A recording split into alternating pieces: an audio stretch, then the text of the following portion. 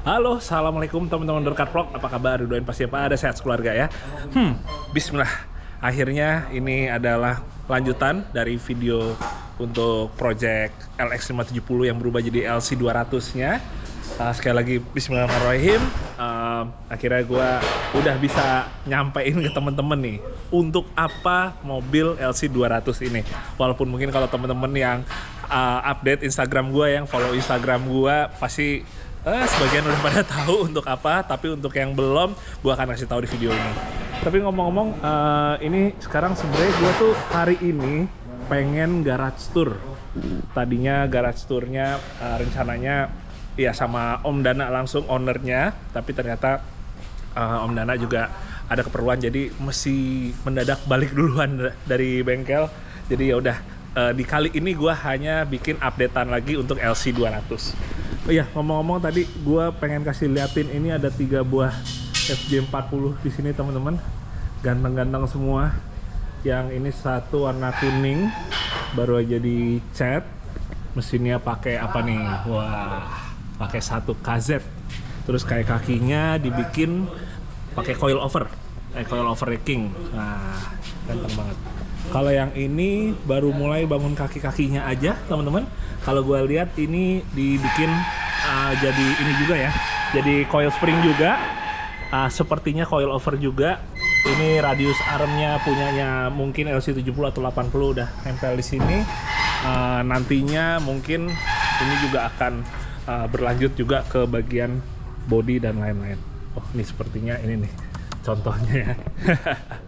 Terus di sebelah sini ada cucunya, nggak benar-benar cucu sih ya, tapi sepupunya cucunya ini.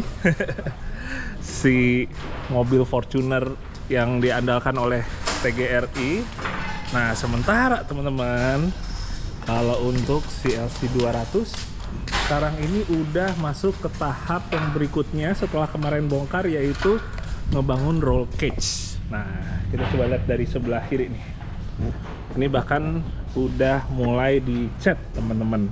Jadi kemarin habis udah pada dibongkar semua, dibersihin semua, mulai bangun roll cage ini. Nah, gue sambil mau sharing ke teman-teman, sebenarnya bahasa yang benar tuh apa sih? Roll cage atau roll bar. Jadi gini, roll bar itu sebenarnya sistem simple dari sebuah roll cage. Kalau roll bar itu kan, roll bar itu kalau diartiin itu adalah palang yang di roll ya, istilahnya palang yang ditekuk-tekuk gitu. Kita cukup fasih di Indonesia, dulu ada di Jeep seperti misalnya Jeep CJ7 dan lain-lain, dimana dia ada palang di pilar B. Pilar B itu yang tengah sini, yang persis di belakang kursi pengemudi dan juga sebelahnya, ini adalah pilar B. Kalau kayak di Jeep CJ7 gitu, dia ada roll barnya, ada palang di pilar B, lalu dia ada penguatnya lagi ke bagian spakbor belakang. Nah, tapi seiring perkembangan zaman teman-teman, kalau untuk kita balap nggak cukup bikin roll bar aja, nggak cukup bikin gawang ya, itu bahasa lainnya lagi tuh, dibikin gawang aja, tapi harus lebih kompleks lagi, alias lebih lengkap lagi titiknya. Ada yang ke pilar A, terus yang di B kan, ini pilar B yang sini titiknya 1, 2, pilar A di sini 3, terus titik sana 4. Ini di pilar C titik ke-5, itu pilar C yang ujung sana titik ke-6, terus yang bagian belakang ini yang paling ujung ini titik ke-7, titik ke-8. Jadi karena kompleks, kita menyebutnya ini istilahnya adalah roll cage. Cage itu artinya sangkar ya, jadi semacam kayak sangkar dari palang besi yang berguna untuk melindungi driver dan co-driver saat balap. Nah, ada lagi kalau yang lebih kompleks lagi, si roll cage-nya itu masih tembus lagi ke bagian mesin. Mungkin yang nantinya untuk bergabung dengan si mounting shock breaker misalnya. Jadi benar-benar si palang roll cage itu terintegrasi dari ujung belakang sampai ke ujung depan. Nah, itu dia sebenarnya yang dinamakan roll cage itu adalah roll bar versi lebih kompleks yang biasanya menjadi salah satu persyaratan untuk balap mobil ya, bukan balap motor. Jadi teman-teman, itu sebenarnya udah cukup menjawab tentang roll cage, definisinya dan pastinya ya kegunaannya juga ya teman-teman ya. Itu sekaligus juga menjawab apa ya, mungkin seperti semacam salah kaprah yang terjadi ya di orang-orang dimana menurut mereka kalau roll bar itu yang di dalam, kalau roll cage itu yang di luar. Nah, jadi yang sering pada salah kaprah, kalau model seperti ini nih, ini kan posisinya di luar body teman-teman. Inilah yang disebut dengan roll cage menurut mereka. Sementara kalau posisi yang di dalam, ini kan yang di dalam nih, tuh tetap sama kayak tadi juga, kayak di mobil balap juga, ada pilar B, ada pilar C-nya juga, pilar A. Ini banyak mereka anggap kalau ini roll bar bukan roll cage. Nah itu dia, padahal roll cage itu sifatnya bukan pasti di luar ya. Kalau di dalam bentuknya udah kompleks, lebih dari 2 titik. Kalau 2 titik tadi gue bilang yang hanya sekedar roll bar, tapi kalau udah lebih kompleks lagi, itu udah bisa kita bilang sebuah roll cage. Nah, jadi kalau yang di luar gini apa? Yang di luar ini sebenarnya juga bisa kita bilang roll cage, sah-sah aja teman-teman, karena apalagi bentuknya juga seperti kayak sangkar gitu ya teman-teman ya. Sah-sah aja, bener juga, hanya sekedar di apa istilah di umum aja ya yang terjadi dinamika salah penyebutan itu, tapi pada intinya nggak masalah. Yang terpenting adalah tetap kita mau bilangnya apapun juga itu, yang penting mobil kita kalau kita mau lebih safety off-roadnya atau balapnya, ini menjadi piranti yang boleh dibilang wajib atau sangat direkomendasi. Nah teman-teman, mumpung ini kita lagi ngebahas tentang roll cage ya, baik roll cage dalam atau luar, gue sekalian mau sharing tentang kelebihan dan kurangannya masing-masing ya. Walaupun ini sebenarnya nggak terlalu kaitannya ada dengan yang Project LC200, tapi ya mumpung di sini gue akan kasih tauin. Jadi kayak tadi gue bilang, ini roll cage yang luar teman-teman, ini roll cage yang dalam. Nah kelebihan kekurangannya apa? Pertama, kalau yang dalam, dia itu kita bisa mendapatkan kekuatan atau perlindungan yang lebih maksimal karena posisinya itu di dalam. Jadi dengan posisi yang di dalam, pertama kita titik-titik dari roll cage ini ditanamnya nggak terlalu melebar atau keluar dari sasis teman-teman. Nah, jadi kita untuk kekuatannya bisa mendapatkan lebih maksimal. Kedua, karena dia posisinya di dalam body, kita juga bisa minimalisir yang namanya kita cedera karena bodinya yang penyok gitu ya teman-teman ya. Karena dia posisinya itu posisi di dalam, jadi kalau body penyok, ini nggak langsung ke orangnya, tapi dilindungin, ditahan oleh palang-palang roll cage yang di bagian dalam. Misalnya ini nih, yang penyok nih, yang nahan adalah si roll cage bagian dalam ini. Sementara kekurangan di dalam apa? Nah, kekurangan di dalam kalau kita pakai roll cage dalam adalah lebih sempit dan kita potensi kepentoknya lebih ada ya dengan palang-palangnya itu. Cuma kalau di balap ini adalah wajib teman-teman. Kalau di balap roll cage di bagian dalam adalah wajib dan mau nggak mau emang harus di dalam. Nah tapi kalau kita bicara untuk kita adventure, kita ekspedisi sekarang bahasanya, intinya non kompetisi, kita bisa pakai roll cage luar aja. Apa kelebihan roll cage luar? Dia itu nggak cuma melindungin orang di dalam aja, tapi melindungin bagian body-body juga dari yang namanya penyok.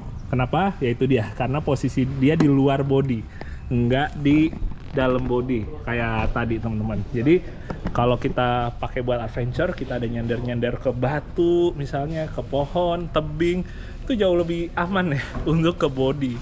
Sementara kalau kita lagi balap itu kan kita modelannya kan biasanya ya bukan kayak nyender-nyender di batu atau pohon gitu. Mau balap mobil di sirkuit, mau balap rally, mau balap speed off-road, kurang lebih body tuh nggak terlalu beresiko nempel-nempel ke obstacle, kecuali kompetisi adventure off-road. Ya, sekarang kita balik lagi teman-teman. Jadi LC200 ini setelah mungkin teman-teman kemarin nebak, ada yang bilang untuk dipakai overland ya, atau dipakai buat adventurean, buat dipakai, kemarin ada yang bilang apa ya, buat dipakai ekspedisi juga ada.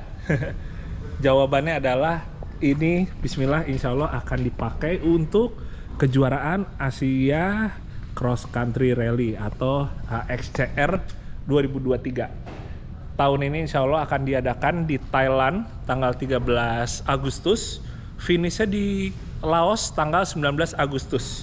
Jadi kurang lebih hampir seminggu teman-teman untuk kejuaraannya. Dan karena Agustus itu hitungannya juga udah nggak lama lagi. Apalagi mobil tuh harus udah siap tuh sebulan sebelumnya ya, sebelum event, karena perjalanan untuk masukin ini ke kontainer terus dibawa via laut memakan waktu setidaknya bisa 3 minggu gitu. Jadi mobil ini dalam tahap ngejar supaya bisa on time nih selesainya. Jadi teman-teman, kalau di mobil ini roll cage itu kurang lebih dibikin mungkin titiknya lebih banyak daripada mobil-mobil yang lebih ringan lainnya, mengingat bobotnya yang pastinya akan lebih berat, jadi unsur safety-nya juga harus lebih dimaksimalin lagi.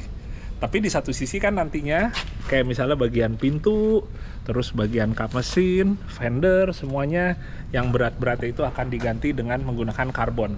Jadi kita ada bagian yang jadi nambah berat, kayak misalnya nambah roll cage, tapi ada bagian juga yang dibikin lebih enteng, yaitu diet pada bagian body.